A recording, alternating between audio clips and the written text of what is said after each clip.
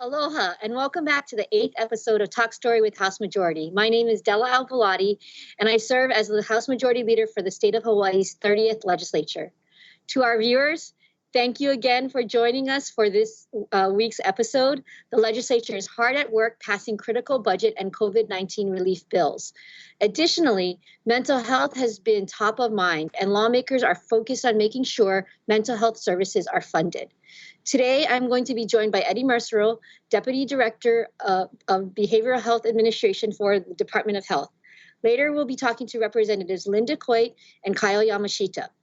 Be sure to place your questions on the live stream featured on facebook.com/Olelo Community.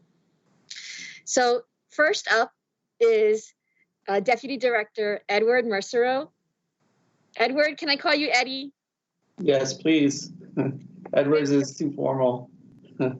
Thank you so much for joining us. You know, during this pandemic, we have seen mental health services and the need for mental health services escalated. So I really wanted to bring you on so that you could talk to us about what your division does, the Behavioral Health Administration. And maybe let's take a step back and really focus in on what was your agency, what was your department doing before the pandemic to strengthen mental health services throughout the state? Yeah, thank you. And thank you for having me on. So before the pandemic, the huge focus was to improve access and effectiveness of the behavioral healthcare system. You know, in 2008, when we had the downturn, there were some slashes in mental health and stuff like that. We've been building it back up ever since. One of the things when I came into this position about 2 years ago that I really wanted to do was I wanted to make it easy for folks to get access to services that they really wanted. So, for example, if you have a family member that needs substance abuse treatment, you know, right now we contract with about 40 different providers across the state, and they all have separate intake processes and things like that. And so as a community member, you're left with just trying to figure out how to navigate that on your own. And what we were trying to do was to create this system where you had one number to call, and community members could call that number, doctors could call that number, probation officers across the board, and that we would help do that navigation with you to get you linked up to the substance abuse and mental health services that you need. It's called Hawaii Cares, and we were starting to build it right before the pandemic. And we really want to make sure that people get treatment when they need it, where they need it, and how they need it, and figure out all the administrivia on the back end. So when you say coordination, and when I hear you talking about the different places from which people could be referred, whether it's from within their own family because they know that they need these services, from their doctors, or from the court system, this really takes a lot of coordination with agencies. So another agency that you've had to work very closely with is the Department of Human Services. Can you talk a little bit about that partnership? Yeah, so they've been amazing. So we work with Medicaid. Judy Moore Peterson is the Medicaid director for the state of Hawaii, and her and I have almost weekly meetings and conversations about how can we use the term link and sync the services that we provide, the services that they provide, and make sure that we're capitalizing as much as we can on those federal dollars that we're able to draw down through Medicaid. We get about 60 cents on the dollar in terms of Medicaid reimbursement for a pretty broad range of services that we could provide in the state. And so that linking and syncing and that coordination is super important and has been and will continue to be. We've been talking about working on Medicaid waivers that would allow us to draw down even more federal funds for the services that we're providing. And pre-pandemic, we were looking at that, and we were starting to develop concepts about what kind of waivers we would apply for at Medicaid. And during the pandemic, we've actually increased the frequency of discussions that we've been having about that particular issue and topic. Sure. And so for our viewers, when we do Medicaid speak and we talk about waivers, what those are the requests that we make to the federal government about how we spend monies for these populations that are served by both federal and state funds. So, for example, like homeless individuals would fall under Medicaid And so we could draw down on some of Medicaid funds, but then they're linking with programs that your providers oversee, the mental health services, the substance abuse, because we know those folks might need a range of services. Is that a correct way to describe what's happening? That's exactly correct. So the Medicaid director for the state of Hawaii basically goes to CMS and says, how do you guys feel about us charging you for these services that we provide in the state? And Medicaid will say, yeah, go ahead through the waiver, and that will give us permission to do that. And then we then do those services and provide those services, and then we turn around and bill Medicaid for a portion of that. And then those funds that we get back go into for the Department of Health, for BHA, go into a special fund that we can then continue to turn around and use to provide services that are not paid for by Medicaid and that we can't get reimbursed by Medicaid. So that cycle kind of continues, and that creates a little bit of sustainability for us. And I'd like to really focus on it, because what we're talking about now is all pre-pandemic. This is what DHS and DOH was doing pre-pandemic. Now, building up a fund to ensure that health services, mental health services can be sustained. You have all these plans in place. Pandemic hits. How did you and the Department of Human Services pivot at that point when we were starting to go into shutdown, shelter-in-place orders? Well, somebody smarter than me once said, never let a good opportunity go to waste, or a good crisis go to waste. So we looked at pulling the opportunity out of this crisis. So one of the things that we knew we had to do right away was we had to start to capitalize on the work that we had been doing previously, especially when we are looking at universal messaging across the board for behavioral health and substance abuse providers.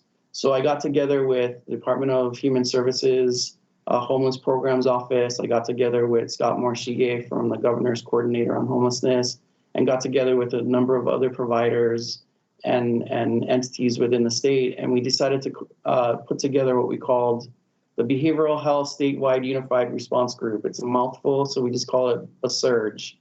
And we started to do these weekly kind of seminars and workshops online so that we could talk about the guidance. You know, a lot of folks had questions about what kind of PPE do I need to use if I'm out there working with a homeless provider or as a homeless provider. And so we started to develop that guidance. And what it did was it really strengthened the coordination and the linking and syncing that we had already been working on. And it provided us with a lot of opportunity to try new things. Telehealth has been amazing for us. We had one situation where an individual who had been chronically homeless, we wanted to get them into some sort of supported housing, and they wouldn't leave their space until we did the intake. We were able to do that intake via telehealth, and so we skipped a step and were able to get them from the place where they were straight into supportive housing, and that really kind of made all the difference for us. So we're capitalizing on all of those opportunities and silver linings that we've had from the pandemic. I think in some ways it's really actually made us stronger, and it's pushed us in the direction that we were already trying to go. So I appreciate that you bring up telehealth, because I think we're seeing, we're going to have this opportunity to do the rear view mirror look later on, and telehealth is going to be a very, very big thing. And it's going to have moved and connected our islands together and strengthen, I think, our safety net. So I think we're kind of through most of the questions that I had for you. Did you have any final thoughts that you wanted to share with our viewers about mental health services and what they can expect in the 6 months ahead of us, the year ahead of us? Yeah, so a couple of things, and one of them is that one of the things that we did that I didn't mention is we stood up on Oahu, the Homeless Quarantine and Isolation Center for Unsheltered Populations, and we did that very, very quickly under the Governor's proclamation. And as an aside, we were able to focus and provide support for homeless populations if they needed it, which, knock on wood, so far has not been as widespread as we were worried about in the beginning.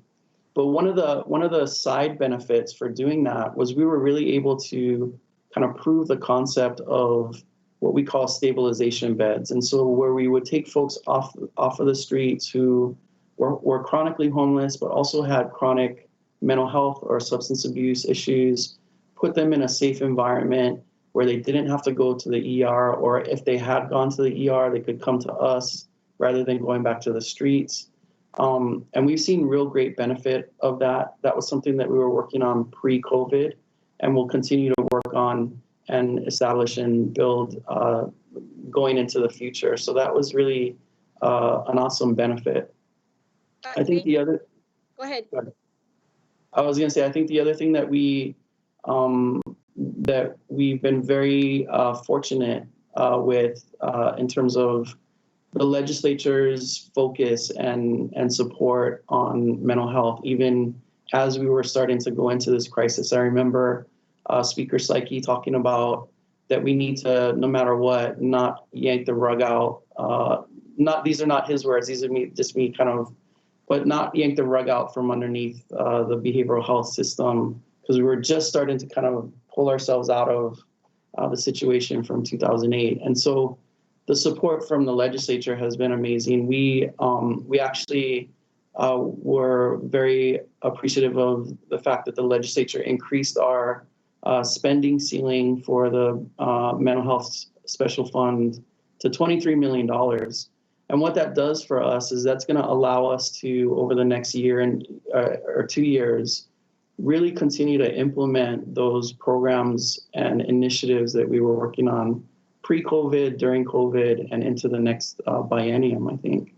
There's also been a couple of bills that, in the midst of everything you folks have passed, that are going to be beneficial to us in terms of the system. So we appreciate the partnership that I've had with you guys. So. No, Eddie, I think it's been a really good working relationship, like you said. And I think I want to go back to the stabilization beds, right? Because that is a critical piece, right? That's part of the continuum of services that we need. We need the transitional housing stabilization beds. We need the permanent housing solutions. And it's all, it's a system that we're building.